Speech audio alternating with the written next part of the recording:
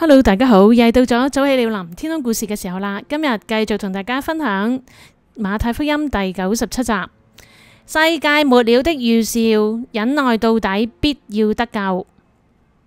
話說耶穌出咗聖殿，正走到呢嘅時候，門徒呢就走嚟咯，將殿宇指俾佢睇。耶穌就對佢哋講啦：你哋唔係睇見呢個殿宇咩？我實在話俾你哋聽，將來喺呢度冇一塊石頭留喺石頭上唔被拆毀啦。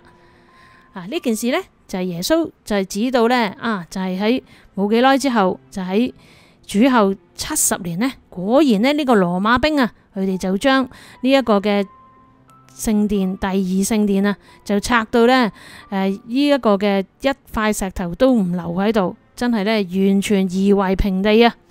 呢件事呢係真係發生咗。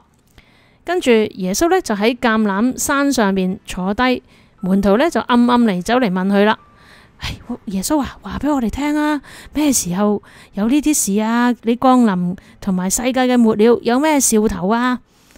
預兆呢，耶穌就回答啦：你哋要謹慎，免得有人迷惑你哋。迷惑就即係呢，有啲嘢似是而非，佢哋本來呢，即係唔應該受啲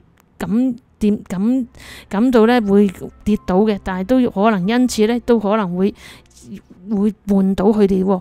因為將來呢，有好多人，有啲人會冒我嘅名嚟，就話啦：我係基督啊！並且呢，要迷惑佢哋好多人。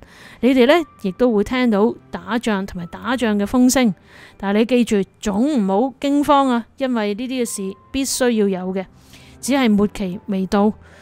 民要攻打民，由內戰啦；國以攻打國，多處呢又會有饑荒、地震，呢啲呢都係災難嘅起頭啫。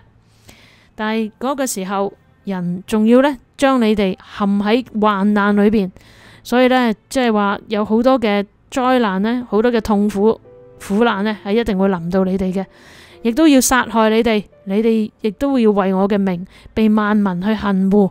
嗰個時候必然有好多人呢會跌倒，你哋亦都會彼此陷害，彼此恨惡，亦都要有好多嘅假先知起嚟迷惑好多人。只因為不法嘅事增多呢，好多人嘅愛心都會漸漸冷淡啦。但係唯有忍耐到底嘅，必然得救。呢個天國嘅福音呢，亦都唔會因為種種嘅艱難迷惑苦難陷害而受到攔阻，並且要傳遍天下，對萬民作見證，然後呢，末期先至嚟到嘅。所以各位親愛嘅你無論呢發生咩事情，耶穌一早講過噶啦。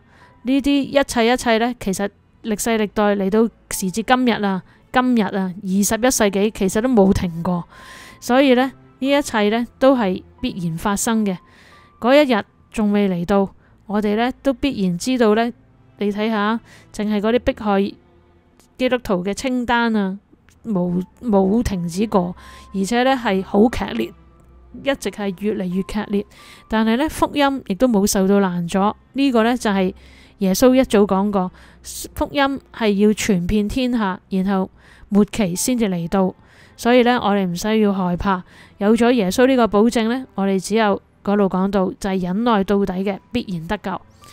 所以我哋知道呢個迷惑係必然發生，嗰啲假嘅呢會起嚟。